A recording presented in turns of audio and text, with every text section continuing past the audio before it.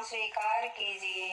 भैया साहब और दीदी के चरणों में मैं प्रणाम करती हूँ, मेरा प्रणाम स्वीकार कीजिए।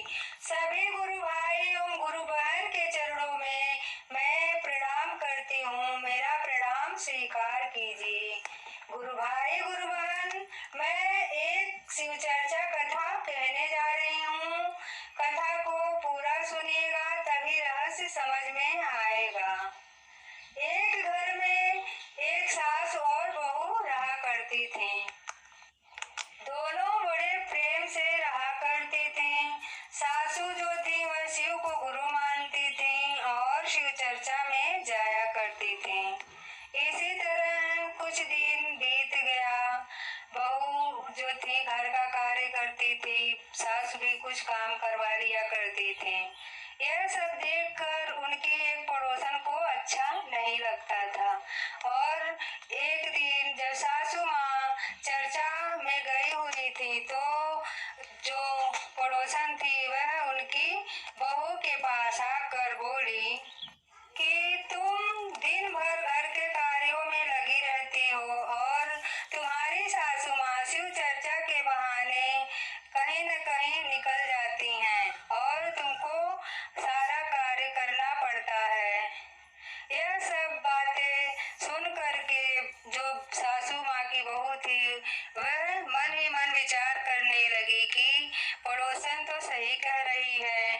सासू माँ शिव चर्चा के नाम पर घर से निकल जाती हैं और घर में जो भी कार्य रहता है वह मुझे अकेले ही करना पड़ता है। और ऐसा सोचकर वह मन ही मन विचार करने लगी कि आज सासू माँ आएंगी तो मैं उनसे कहूंगी कि जो घर के कार्य हैं उसको वो भी कर लिया करें। सासू माँ घर आई तो बहू ने उनसे कहा कि सासू माँ, सारे घर के कार्य मुझे अकेले ही करना पड़ता है, आप तो शिव चर्चा के बहाने निकल जाती हैं। देखिए कितना सारा कार्य पड़ा है, यह अरहर पड़ी हुई है, इसको भी पीटना है। कल आप शिव चर्चा में नहीं जाएंगी, कल आप ये सारा जो अरहर है उसको पीट करके समाप्त कर दीजिएगा। सासू ने अपनी बहू की बात सुनी और कुछ बोली नहीं और रात में खाना खा करके सो गई। थोड़ी देर के ही बाद वह रात में ही जग गई और जो भी कार्य था, अरहर था, वह सब उसको पीट करके समाप्त कर दी और रोज की तरह वह अपने नित समय पर शिव चर्चा में चली गई। यह सब देखकर बहू को बड़ा अजीब लगा कि यह शिव चर्चा कैसा है जो इतनी लगन लगी है मेरी सासू माँ को कि वह रात दिन नहीं देख रही हैं, वह सारा कार्य रात में ही कर डाली और शिव चर्चा में जाना नहीं छोड़ रही हैं। और बहू ने मन ही मन विचार बनाया कि आज मैं स्वयं जाकर देखूंगी कि यह शिव चर्चा होता कैसा है, वहाँ पर क्या मिलता है जो इतनी लगन लगी है मेरी सासू माँ को कि वह रात दिन नहीं देख रही हैं, वह सारा कार्य रात में ही कर डाली और शिव चर्चा में जाना नहीं छोड़ रही हैं। और बहू ने मन ही मन विचार बनाया कि आज मैं स्वयं जाकर देखूंगी कि यह शिव चर्चा होता कैसा है, वहाँ पर क्या मिलता है जो शिव चर्चा में इतनी लगन लगी है मेरी सासू माँ की।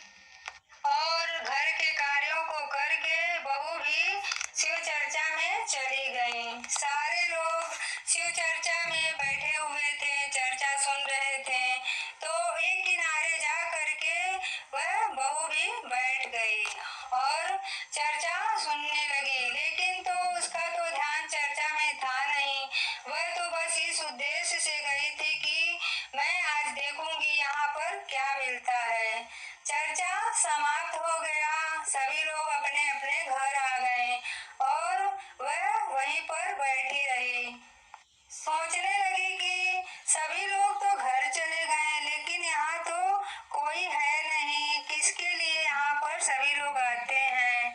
ऐसा मन ही मन वह सोचती रही कि सभी लोग कहते हैं शिव चर्चा में जाने पर अच्छा लगता है। वहाँ पर बहुत आनंद आता है, लेकिन यहाँ तो मुझे कुछ भी नहीं मिला, न तो कोई दिखाई दे रहा है।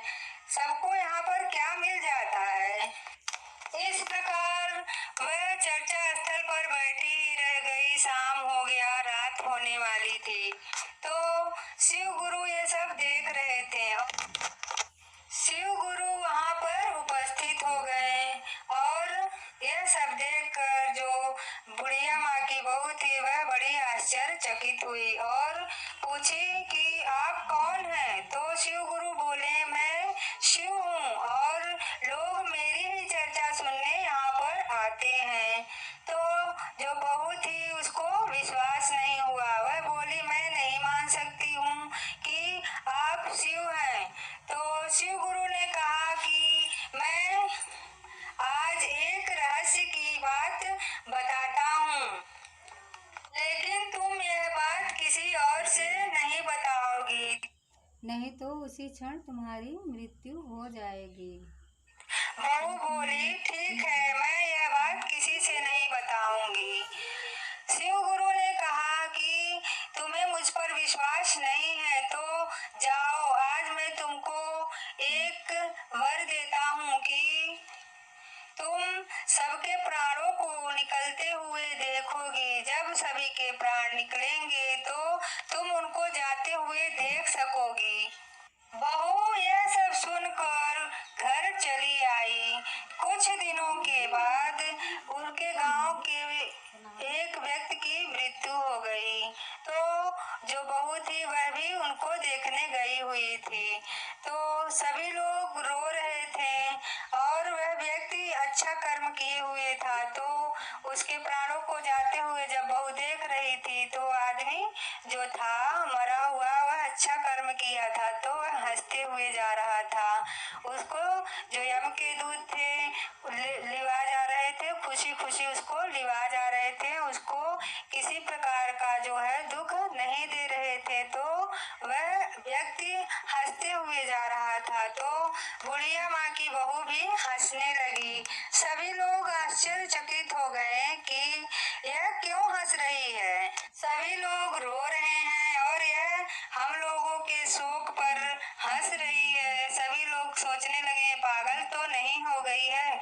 इसी प्रकार उसके गांव में अब जो भी व्यक्ति मरता तो जो अच्छा कर्म किया रहता तो वह उसके प्राण निकलते तो हंसते हुए जाता। तो जो बहू थी वो भी हंसती और जो लोग बुरे कर्म किए रहते तो उनको बहुत दंड दे करके उनको मारते घसीटते यम के दूत ले जाते। तो आत्मा जो थी रोते हुए जाती। तो उनको देखकर बहू को दुख होता और वह भी रोने लगती। इसी प्रकार से वह कभी किसी के मरने पर हंसती तो किसी के मरने पर रोती। गांव के लोग ये समझने लगे कि अब तो लगता है इनकी बहू जो है पागल हो गई है। कुछ दिन बीतने के बाद जो बहू थी उनकी सास का भी निधन हो गया, उनकी भी मृत्यु हो गई। तो जो सासू माँ थी वह बहुत अच्छा कर्म की हुई थी। तो उनके लिए यम के दूत जो थे आए और उनको बड़े सावधानी से बिना कोई दंड दिए हुए ले जा रहे थे और वह खुशी खुशी जा रही थी, मुस्कुराते हुए जा रही थी। यह देखकर उनकी जो बहू थी, सासू माँ की जो बहू थी, वह बहुत खुश हुई और वह हंसने लगी। सभी लोग सोचने लगे कि सभी के घर का अगर कोई सदस्य मरता है तो उनके घर वाले रोते हैं, उनकी बहुएं रोती है। यह कैसी बहू है जो इसकी सास मर गई है तो भी यह नहीं रोई, यह हंस रही है, इसको कितनी खुशी मिल रही है। लगता है सचमुच यह पागल हो गई है। बहू को सभी लोग पागल कह करके परेशान करने लगे। तो जो बहू थी वह बोली, मैं पागल नहीं हूँ, मुझे पागल मत कहो, मैं पागल नहीं हूँ। तब भी लोग नहीं माने। जो अगल बगल के थे, पास पड़ोसी थे, उसको पागल कह के परेशान करने लगे। तो अंत में हार मानकर बहू सोची कि अगर मैं इन लोगों को सच नहीं बताऊंगी तो यह हमें जीने नहीं देंगे, हमेशा पागल पागल कहते रहेंगे, और अगर मैं बता देती हूँ तो मेरी मृत्यु हो जाती है। फिर भी अंत में उन्होंने क्या किया, बहू ने कहा कि मैं पागल नहीं हूँ, मैं चर्चा में उस दिन गई हुई थी तो मुझे शिव गुरु ने एक रहस्य की बात बताई थी कि मैं सबके प्राणों को जाते हुए देख सकूंगी। जब कोई व्यक्ति मरेगा तो उसके प्राणों को जाते हुए देख सकूंगी।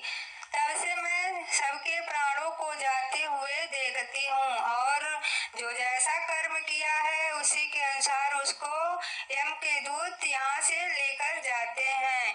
किसी को दंड देते हुए ले जाते हैं और किसी को बिना परेशान किए, बिना दंड दिए खुशी पूर्वक ले जाते हैं।